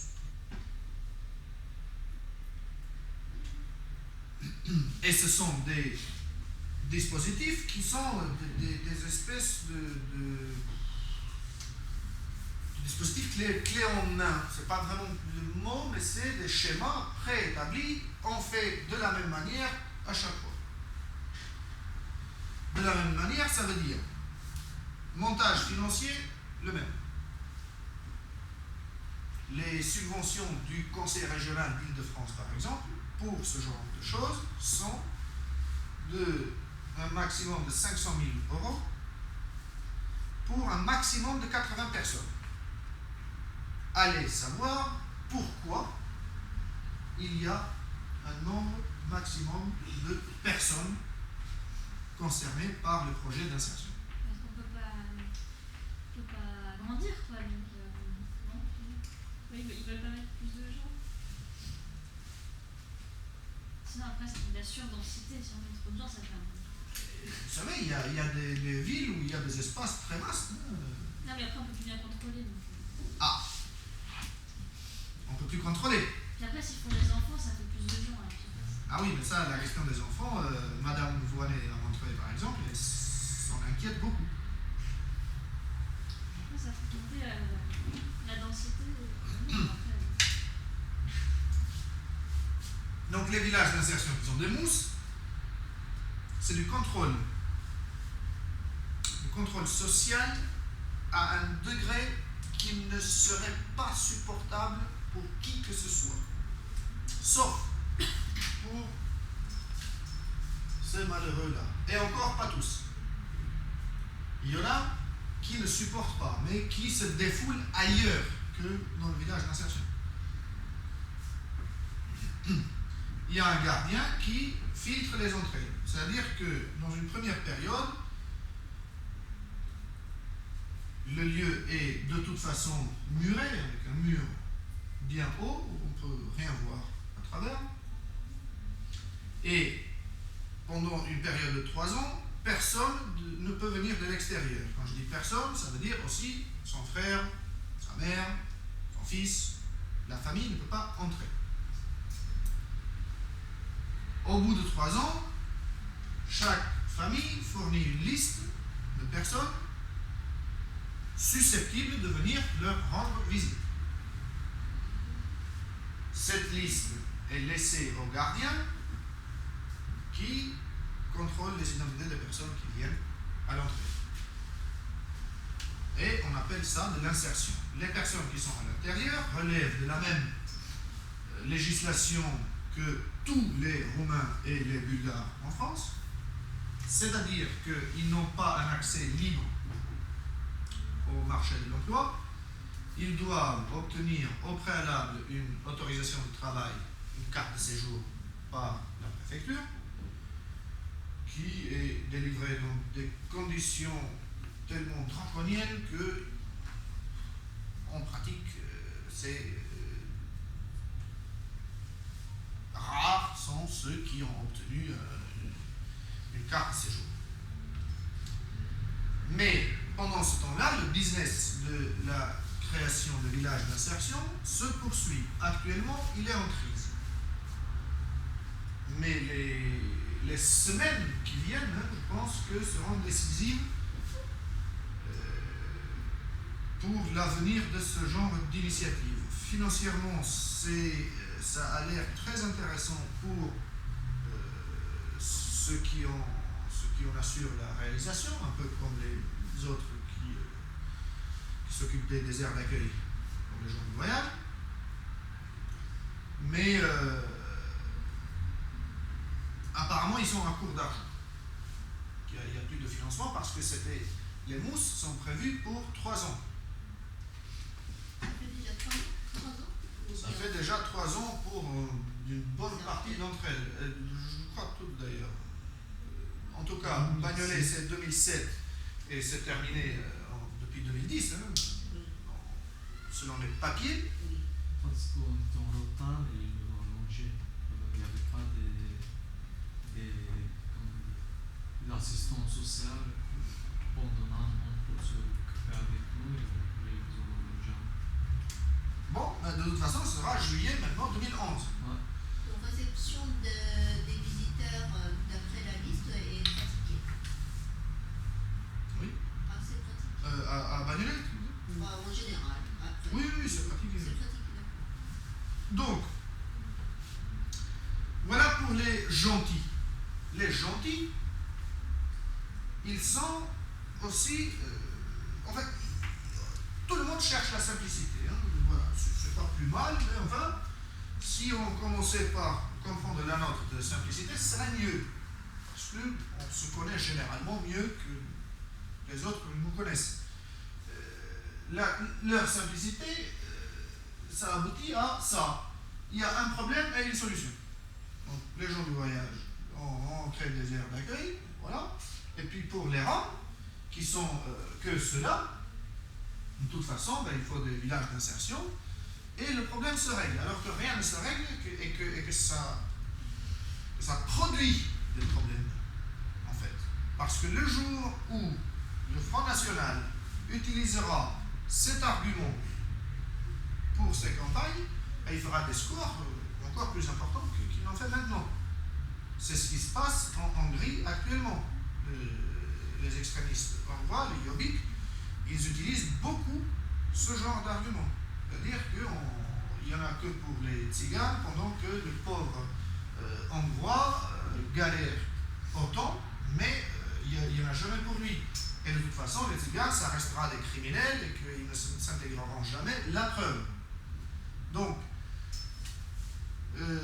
entre les méchants de tout à l'heure qui ont fait cet amalgame entre gens du voyage et Roms et répression de l'ensemble en tant que tziganes, et les gentils qui disent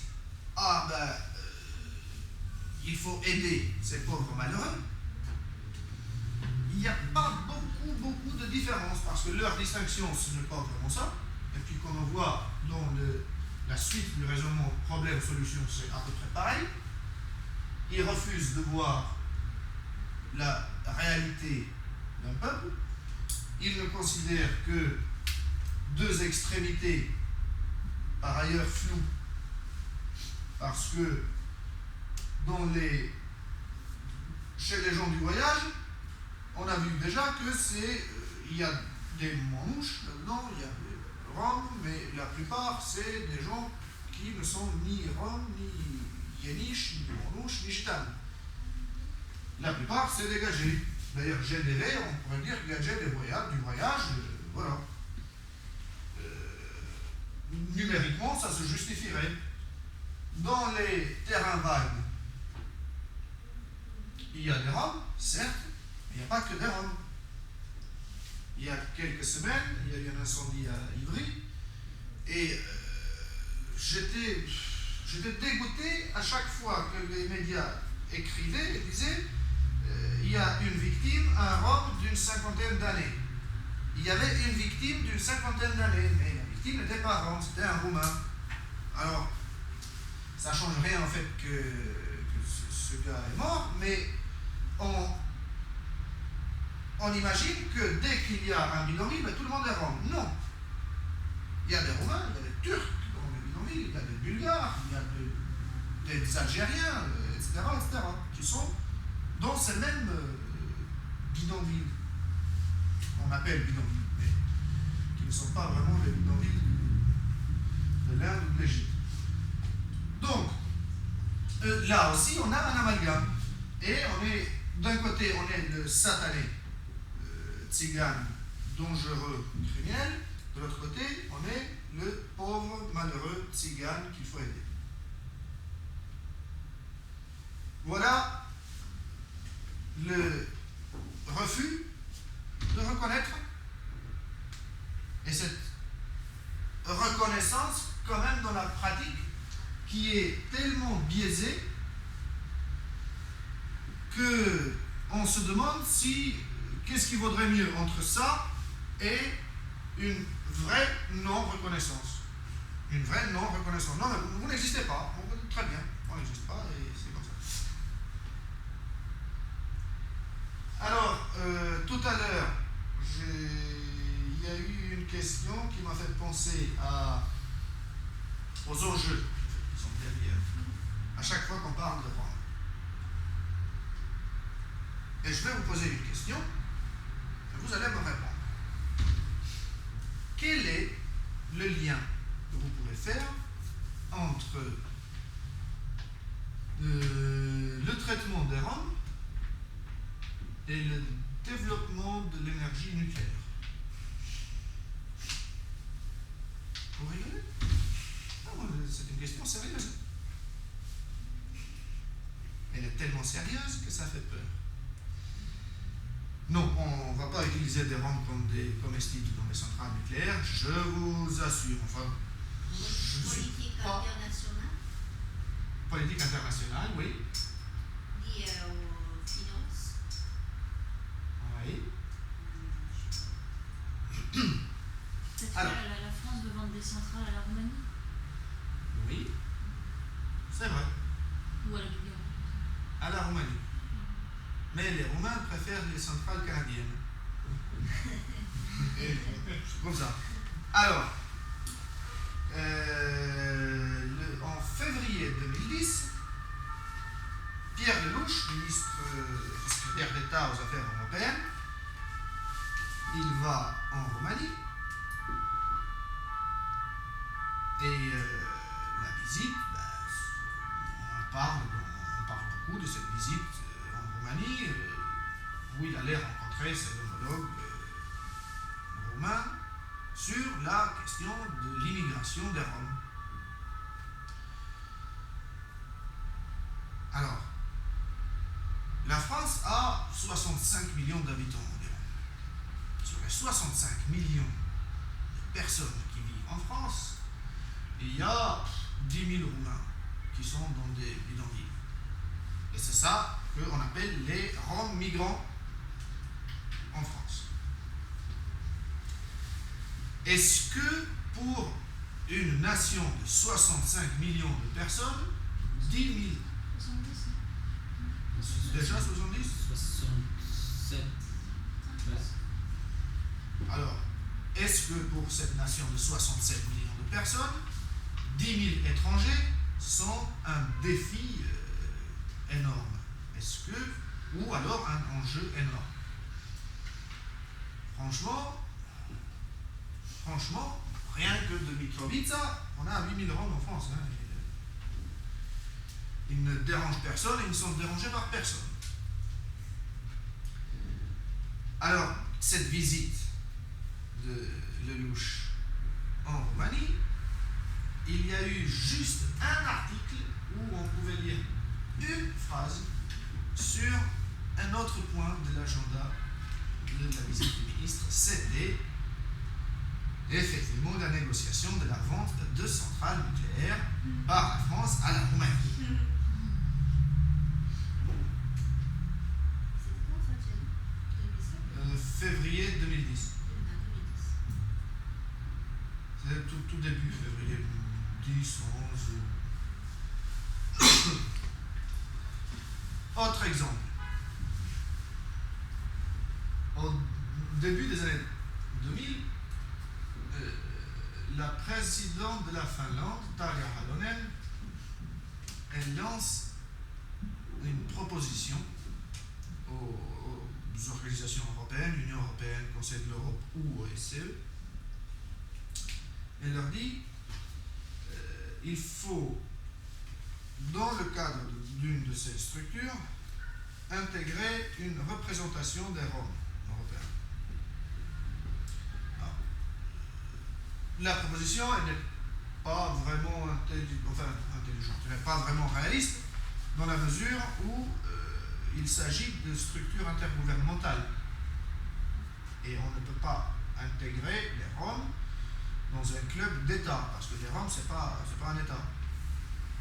Or, le Conseil de l'Europe, c'est un club d'États, c'est une association d'États, l'OSCE aussi, l'Union européenne, un peu différent, mais guère différent de ce point de vue-là.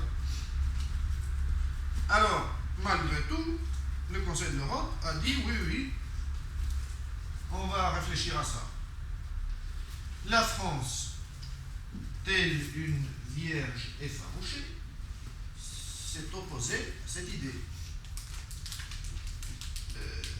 Elle s'est opposée parce que, pour des raisons qui tiennent à la non-reconnaissance des minorités. Et bon, on s'attendait à ce que le projet n'aboutisse pas. Parce qu'au Conseil de l'Europe, il faut l'accord de tout le monde, sinon on n'avance pas. Coup de théâtre, Jacques Chirac, en personne,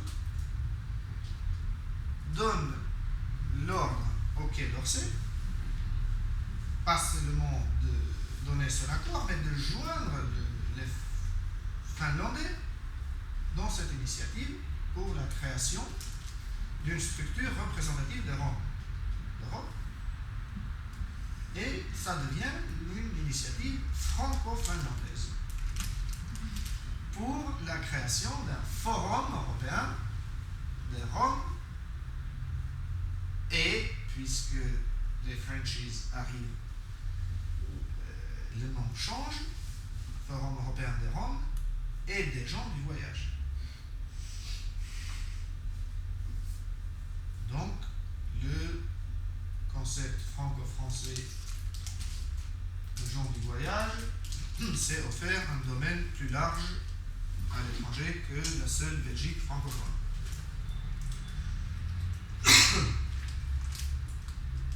Alors, il y a de quoi s'étonner. Pourquoi, à un moment donné, la France change de position et c'est le président de la République qui décide de ce changement.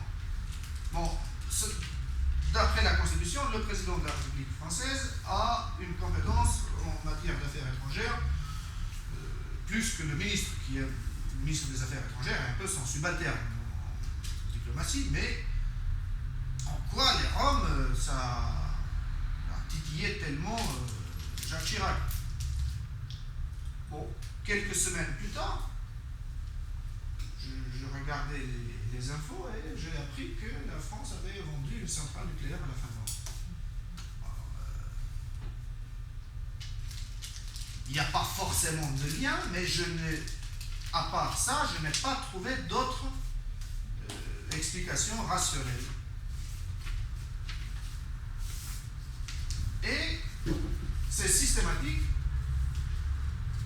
Les Roms ne sont que une carte. En fait, j'utilise l'image du poker dans lequel on joue avec des cartes et il y a le pot au milieu. L'enjeu, c'est l'argent au milieu de la table. Et on a des cartes, on joue avec. Les Roms, ce n'est jamais au milieu de la table, c'est ce que les joueurs ont entre les mains ou ce qu'ils attendent. Et quand ils l'ont dans la main, ils sortent cette carte le moment venu. Voilà, moi j'en ai fini.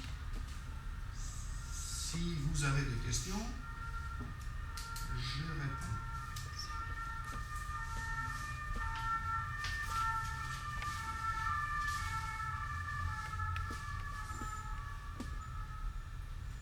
Est-ce qu'il y a des villes d'insertion fermées?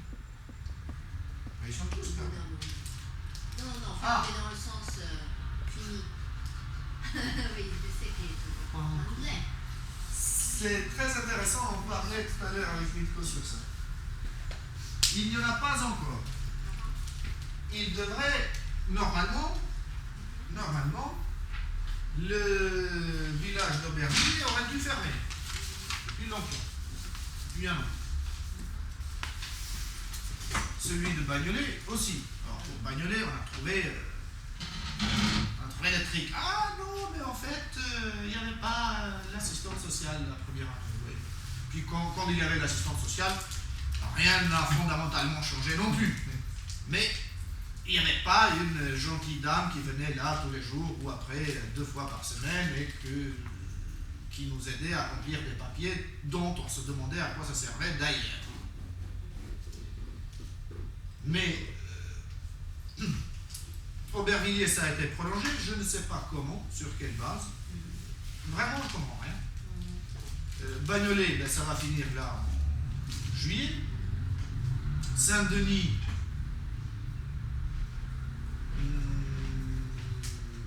ça ne devrait pas tarder non plus. Je ne sais pas à partir de quelle date il compte. Mais oui, il y en a qui sont arrivés à l'expiration et qui se maintiennent. Après, c'est vraiment très délicat pour eux, pour les gestionnaires, parce qu'il y a eu une délégation de députés européens en visite en France qui ont visité aussi des villages d'insertion. Alors c'était marrant parce que on les a rencontrés avec Orhan, Sarah et un gars de Open Society Institute de Bruxelles qui les accompagnait. On les a rencontrés la veille pour parler globalement de la situation en France. Le lendemain, ils faisaient leur visite. Et j'ai appris là qu'ils venaient à Saint-Denis. Je les rends du ex à Noul au passage du pont. Je dis, ah bon, ben écoutez, moi j'y serai demain, on se reverra. Et passage du pont, c'est un truc complètement nouveau, complètement alternatif et qui est à l'opposé de ce qui se fait dans les villages d'insertion. Alors, ils venaient des villages d'insertion, à passage du pont. Je n'ai jamais vu autant de gadgets en costume au passage du pont. Parce que les gadgets qui y passent, bon, ben, c'est des gens qui habitent dans le quartier, donc ils sont habillés, voilà, normal. Là, c'était la folie. Et les plus costumés, ce n'étaient pas les députés européens, parce que de toute façon, il n'y avait qu'un homme, les autres, c'était des femmes. Donc, il y avait un homme en costume qui était député européen, le reste, c'était des gestionnaires des villages d'insertion. En fait, ils avaient commencé la tournée dans les villages d'insertion, ils venaient au passage du pont aussi. Ah ben pourquoi je me suis demandé aussi, mais ils sont en... Ils veulent de l'argent. Oui. Ils veulent de l'argent parce que la mousse, c'est 3 ans, c'est de l'argent pour 3 ans. Ils ont prolongé 1 an. Oui. Mais on ne prolonge pas ad vitam aeternam. Et puis la mousse, ça a quand même des objectifs. Les objectifs de la mousse, c'est tu insères des gens qui deviennent autonomes. Oui, justement, je voulais demander tout à l'heure, pour prolongation, c'est qui paye? Je sais pas. Oui, c'est ça. Ben c'est les mêmes. Les prolongations, c'est les mêmes. Mais si ça, jusqu'où ils vont continuer et qui va prendre le relais si jamais il y a. Parce que le budget pour 3 ans. Ouais. Voilà, bah,